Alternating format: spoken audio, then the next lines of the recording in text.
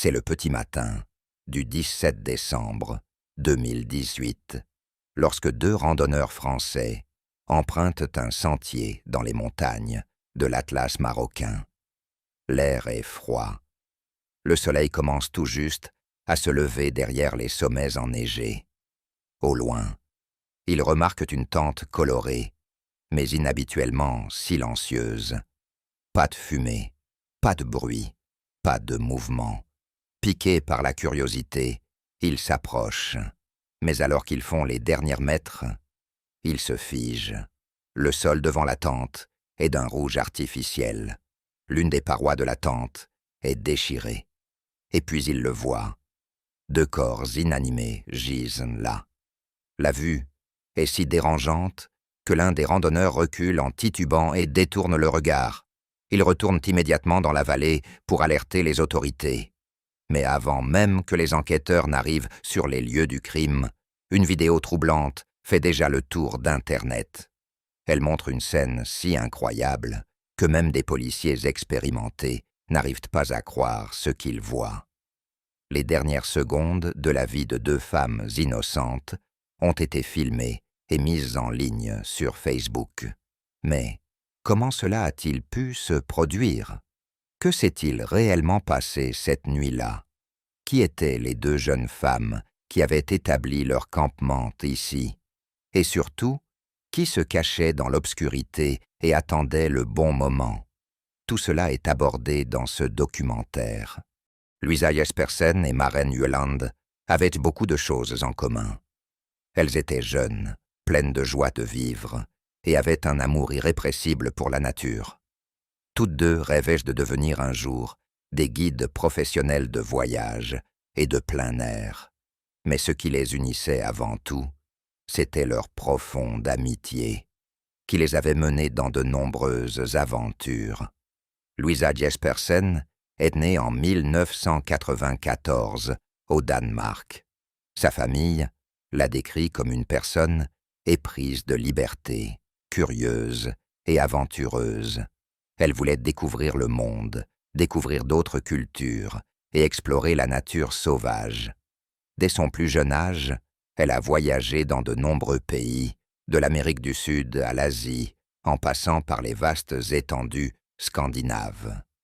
Pour elle, voyager était plus qu'un simple passe-temps, c'était un mode de vie. Maren Ueland est née en Norvège en 1990 et a grandi dans une famille qui aimait la nature. Ses parents se souviennent qu'elle passait des heures à errer dans les forêts norvégiennes, à grimper et à explorer les environs. Elle avait un caractère doux, était serviable et avait les pieds sur terre. Alors que d'autres s'enthousiasmaient pour les choses matérielles, elle préférait collectionner les souvenirs, de préférence sous forme de voyage. Ils se sont rencontrés à l'Université du Sud-Est de la Norvège, où ils étudiaient le leadership en plein air et le tourisme de nature. Ils voulaient transformer leur amour de la nature en une carrière leur permettant de guider en toute sécurité les voyageurs à travers des paysages sauvages. Leur amitié s'est rapidement développée. Ils partageaient un enthousiasme pour les cultures étrangères, les défis et la beauté des paysages préservés. En 2018, les deux amis ont décidé de partir à l'aventure en décembre. Leur choix s'est porté sur le Maroc, un pays connu pour ses paysages à couper le souffle, ses montagnes impressionnantes et son hospitalité chaleureuse.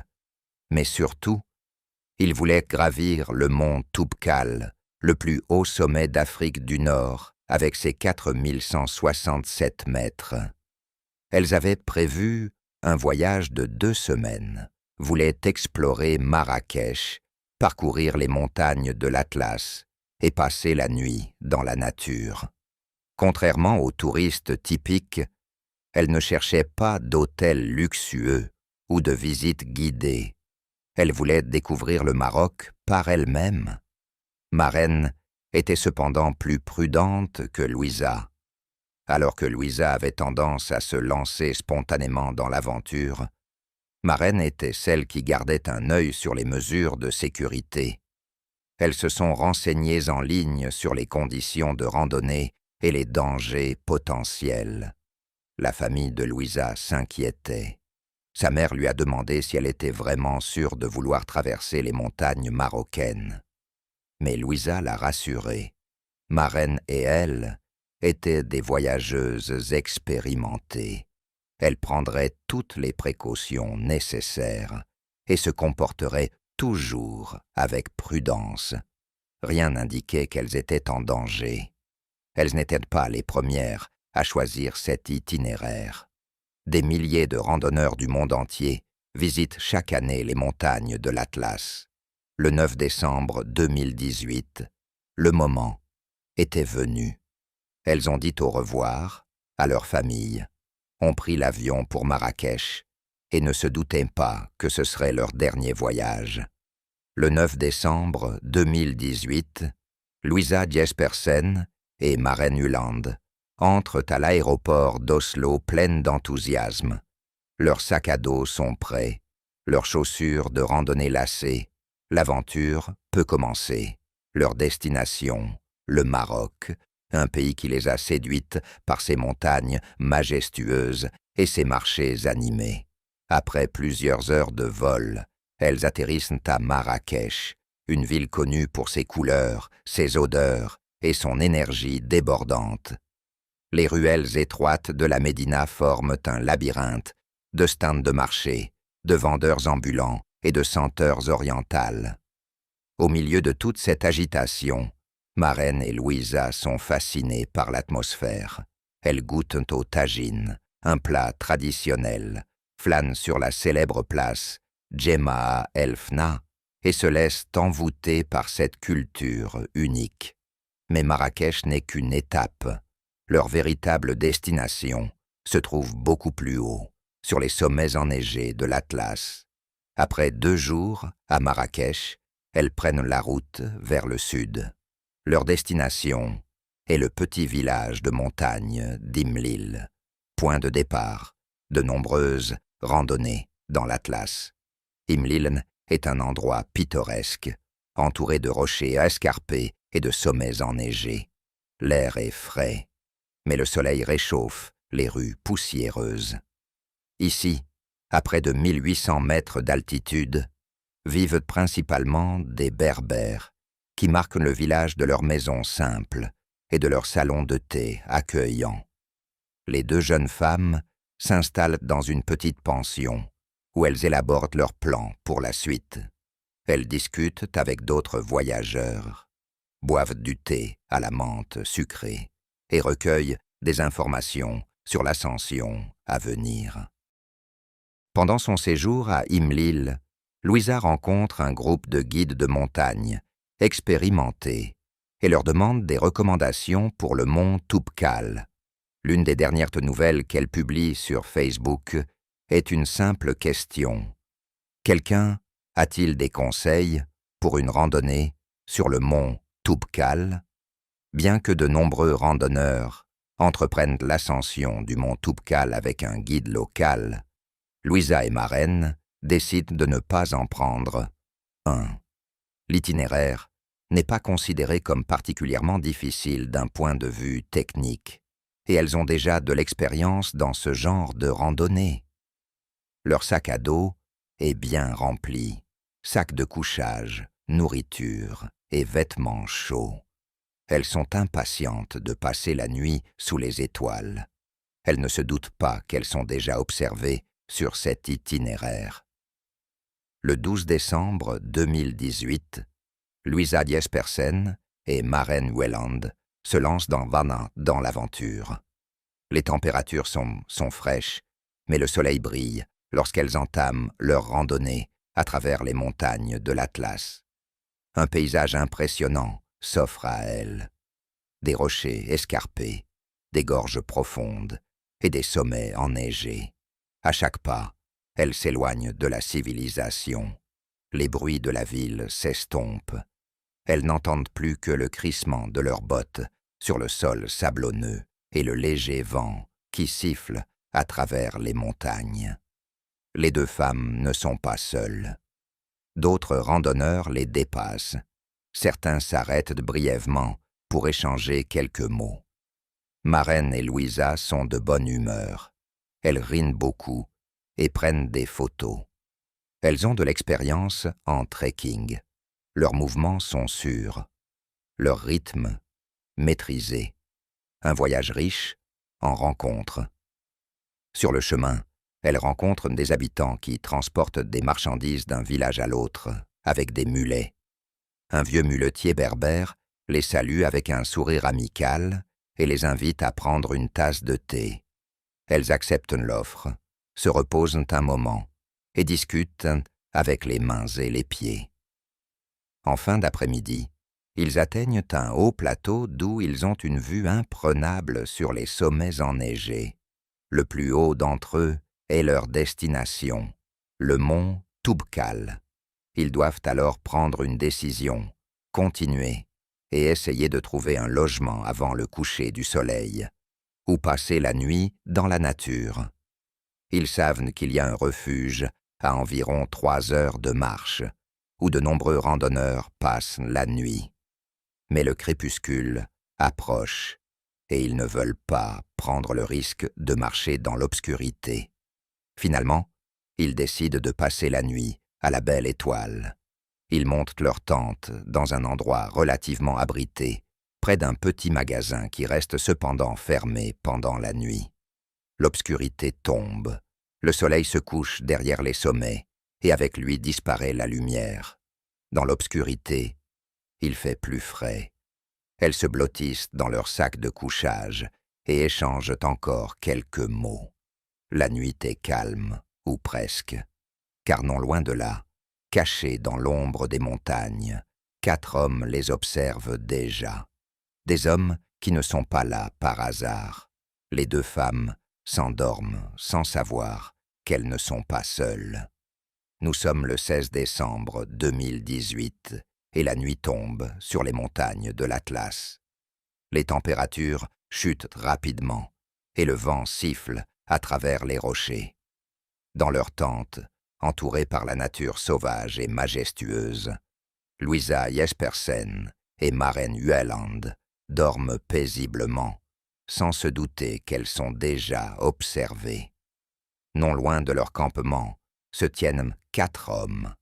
Ils ont le visage dissimulé par des écharpes et se cachent à l'ombre des rochers. Leur comportement est tendu, leurs regards inquiets. Ils ne sont pas là par hasard. Ils sont à la recherche de victimes. Ces 4 hommes ne font pas partie d'une cellule terroriste organisée, mais ils partagent une idéologie extrémiste. Quelques jours auparavant, ils se sont rencontrés à Marrakech et ont enregistré une vidéo dans laquelle ils annoncent leurs intentions. Leur objectif, commettre un acte de violence contre des touristes étrangers, afin de semer la peur et d'être reconnus dans les milieux radicaux. Au début, ils avaient d'autres plans. Ils voulaient attaquer une cible plus importante, peut-être un hôtel ou un groupe de touristes. Mais lorsqu'ils ont entendu parler des 2 randonneuses, ils ont changé de stratégie. 2 femmes seules dans les montagnes. Une proie facile. Ils les observaient depuis qu'elles avaient monté leur tente dans l'après-midi. Maintenant, dans l'obscurité, ils attendaient le bon moment. Les hommes chuchotaient doucement entre eux. L'air glacial de la nuit est immobile. Aucun bruit ne trahit leur présence. Ils sont patients. Vers minuit, la décision est prise. Ils enfoncent leur capuche plus profondément sur leur visage, vérifient une dernière fois leurs armes et se mettent lentement en mouvement. Aucun d'entre eux ne sait que leurs actions auront des conséquences qui iront bien au-delà de ce paysage de montagnes isolées. Pour Louisa et Maren, ce sera la dernière nuit de leur vie. D'un pas feutré, les 4 hommes se dirigent vers la tente des 2 femmes. La nuit est froide, le silence presque surnaturel. Leur respiration se fait visible dans l'air glacial. Personne ne dit un mot. Ils savent exactement ce qu'ils veulent faire. Alors qu'ils ne sont plus qu'à quelques mètres de la tente, ils sortent leurs armes, de longs couteaux, qui brillent dans la faible lumière de la lune. Un dernier regard entre eux, puis l'un d'eux donne le signal. Un grand bruit brise le silence. Les hommes tirent sur les parois de la tente, crient dans l'obscurité. À l'intérieur, Louisa et Maren sursautent. Leur cœur s'emballe, la panique s'installe. Elles entendent des voix, des mots agressifs, mais ne comprennent pas ce qui se dit. La tente tremble. Les fines parois en tissu n'offrent aucune protection. Une main ouvre la fermeture éclair. Louisa est la première à réagir. Instinctivement, elle essaie de bloquer l'entrée. Ses mains tremblent, mais elle appuie de toutes ses forces. Mais les hommes sont plus forts. Un couteau transperce le matériau fin et fend l'air. Louisa pousse un cri quand la lame effleure son bras. Maren est assise, figée dans son sac de couchage. La panique soudaine l'a paralysée. Son esprit travaille à plein régime, cherchant une solution. Mais il n'y a pas d'issue. La supériorité numérique des agresseurs. Les hommes continuent de déchirer la paroi de la tente. L'un d'eux attrape Louisa et l'entraîne dehors. Elle se débat, donne des coups de pied, se bat. Mais ils sont 4 contre 1. Maren est encore dans la tente, tandis que 2 des agresseurs se concentrent maintenant sur elle. Ils essaient de la faire sortir, mais elle résiste. Mais contre 4 hommes armés, toute résistance est vaine. Ce qui se passe dans les minutes qui suivent est si cruel que seuls les enquêteurs en connaissent les détails. Plus tard, la police trouvera des vidéos sur les téléphones portables des agresseurs, des enregistrements qui montrent ce qui s'est passé cette nuit-là. Ces images ne quitteront plus jamais l'esprit des enquêteurs. Le lendemain matin, une découverte choquante. Lorsque le soleil se lève sur les montagnes de l'Atlas, le campement est désert. Le vent souffle doucement dans l'herbe. Le silence est presque inquiétant. Puis 2 randonneurs français apparaissent. Ils suivent le chemin qu'ils empruntent lorsqu'ils aperçoivent une tente au loin. Elle est ouverte. Ses parois de tissu coloré flottent légèrement dans le vent. En s'approchant, ils remarquent un silence inhabituel. Aucun bruit, aucun mouvement. Puis ils aperçoivent le sol et du sang. Ils s'arrêtent, se regardent avec horreur. L'un d'eux ose faire un pas de plus. Et c'est alors qu'ils voient ce qui gît là. C'est un moment qu'ils n'oublieront jamais. Les 2 randonneurs français ont besoin d'un moment pour réaliser ce qu'ils ont devant eux. Puis ils se retournent et courent aussi vite qu'ils le peuvent pour retourner dans la vallée. Ils crient, font des signes et alertent les rares personnes qui viennent à leur rencontre. Dans le village voisin d'Imlil, la police est immédiatement prévenue. En très peu de temps, la zone autour de la tente est remplie d'enquêteurs. Ils fouillent les environs, recherchent des indices. Le lieu de la découverte est choquant. Le crime lui-même sans précédent dans la région. Les autorités marocaines réagissent avec une grande sévérité. Quelques heures plus tard, une unité spéciale des services secrets marocains, BCIJ, est appelée en renfort. Cette unité est connue pour son efficacité et sa rapidité. Une piste qui mène directement au coupable. Alors qu'ils fouillent les lieux du crime, les enquêteurs font une découverte étonnante. Une carte d'identité est retrouvée à quelques mètres de la tente. Une erreur qui permettra de résoudre l'affaire en un temps record. La carte d'identité appartient à Abderrahim Khayali, un homme de Marrakech déjà connu pour ses opinions extrémistes. La police lance immédiatement une enquête. Les enquêtes battent leur plein. En quelques heures, la police parvient à arrêter le propriétaire de la carte d'identité à Marrakech. Sous la pression, Il donne les noms des autres hommes impliqués dans l'attaque. Le lendemain, une nouvelle arrestation importante a lieu. 3 autres hommes sont arrêtés dans un bus en direction de Marrakech. Ils sont assis tranquillement dans leur siège lorsque la police intervient. Mais dans leurs poches, les enquêteurs trouvent ce qui les condamne définitivement. Des couteaux et des machettes avec des traces de sang, des téléphones portables avec des enregistrements vidéo de l'acte. Une vidéo comme preuve choquante. En examinant les téléphones portables saisis, les enquêteurs tombent sur un fichier qui leur glace le sang. Une vidéo floue montre l'une des femmes dans ses derniers instants. On entend des voix scandant quelque chose en arrière-plan. La vidéo est horrible. Elle témoigne de la cruauté des auteurs, mais elle fournit également des indices décisifs pour résoudre définitivement l'affaire. Les 4 hommes arrêtés dans les jours qui ont suivi les faits n'étaient pas des criminels ordinaires. Ils avaient un objectif clair. Comme on l'a découvert plus tard, ils voulaient envoyer un message au monde entier avec cet acte. Mais contrairement à ce qu'ils pensaient, leur acte n'a pas été glorifié ou reconnu, mais a conduit à leur arrestation et à leur condamnation rapide. L'arrestation des 4 principaux suspects marque le début de la quête de réponse. Pourquoi ont-ils commis cet acte? Faisaient-ils partie d'une organisation plus importante? Ou ont-ils agi de leur propre chef? Les enquêteurs analysent leur passé, leurs relations et leur idéologie. Ce qu'ils découvrent est troublant. Les hommes responsables de l'attentat sont issus de milieux défavorisés à Marrakech. Ils ont entre 25 et 33 ans et travaillaient comme journaliers ou vendeurs de rue. Aucun d'entre eux n'avait de formation, ni de perspective d'avenir. Ce qu'ils avaient en revanche, c'était une idéologie. L'un d'entre eux, Abdessamad Edjoud, était considéré comme le chef. Il avait déjà tenté auparavant de rejoindre des groupes extrémistes à l'étranger, mais avait échoué. De retour au Maroc, il avait commencé à rassembler des partisans autour de lui, des jeunes hommes en quête d'identité.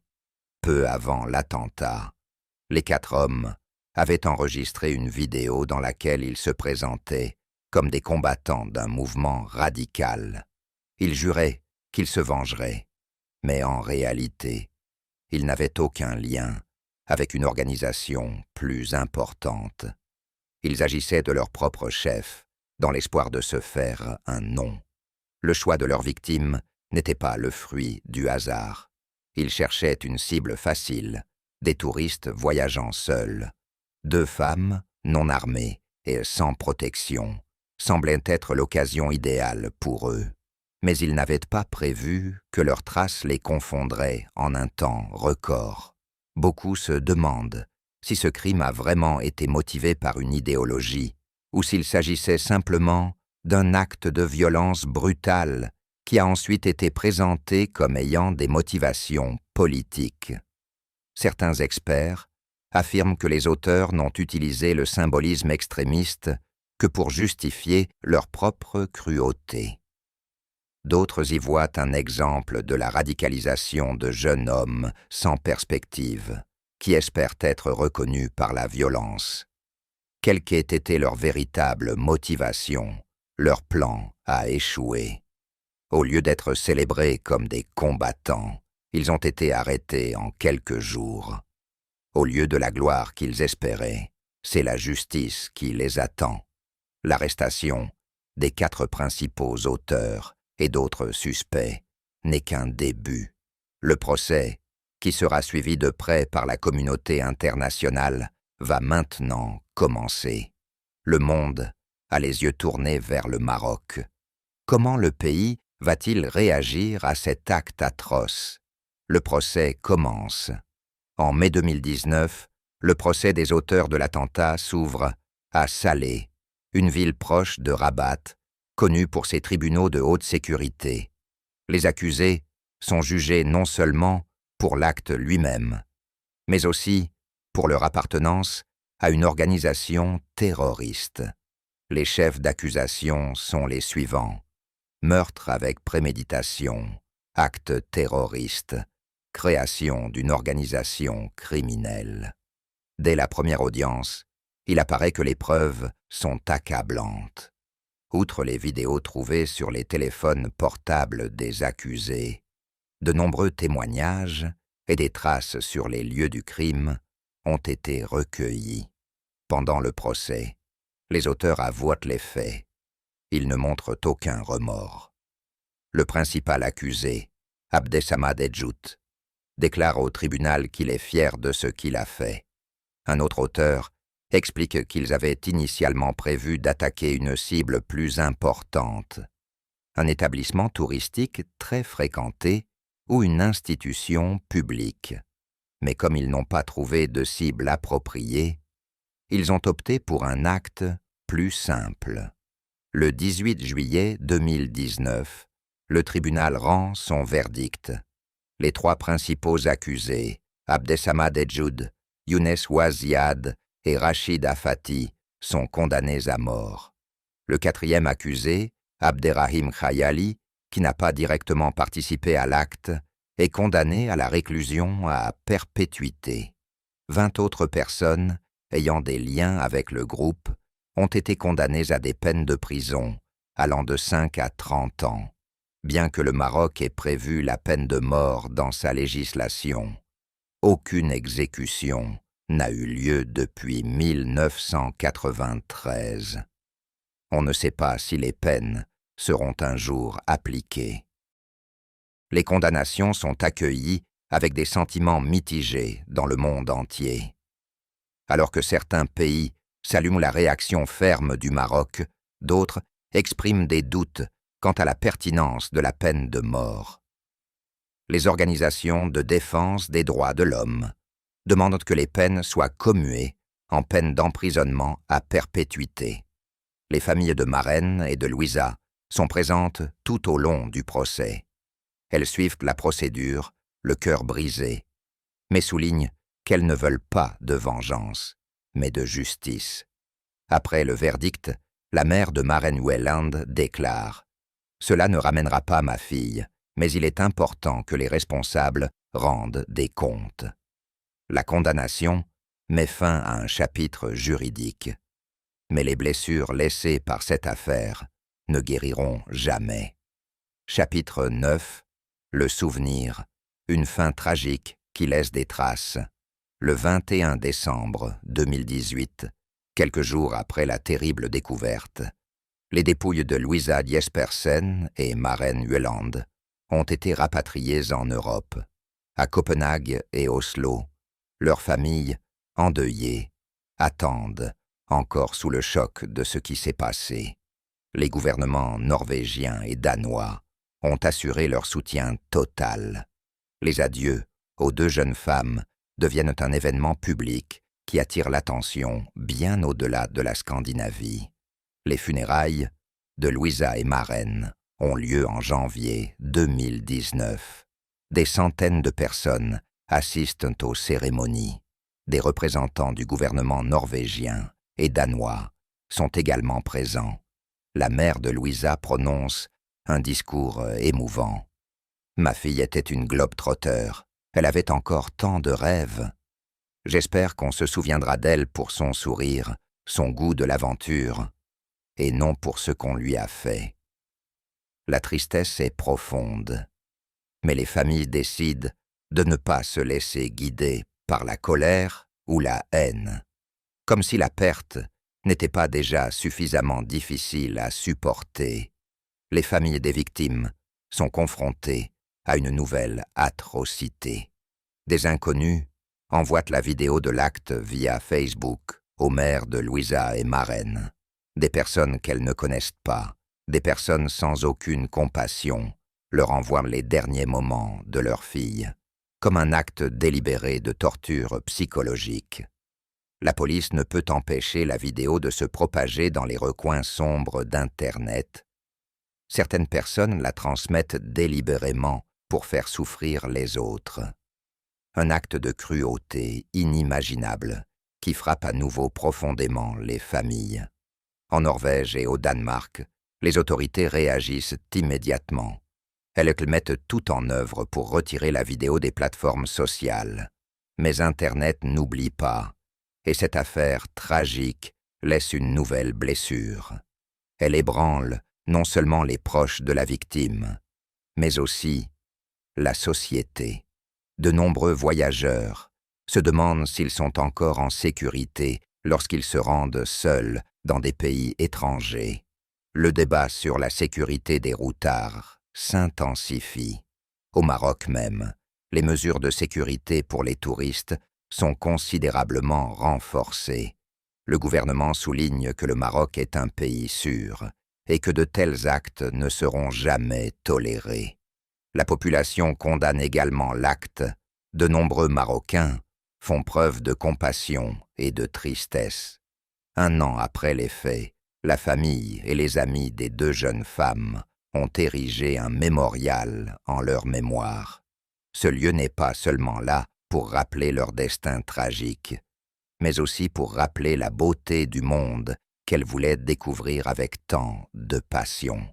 La sœur de Louisa a déclaré dans une interview « Louisa aimait la vie.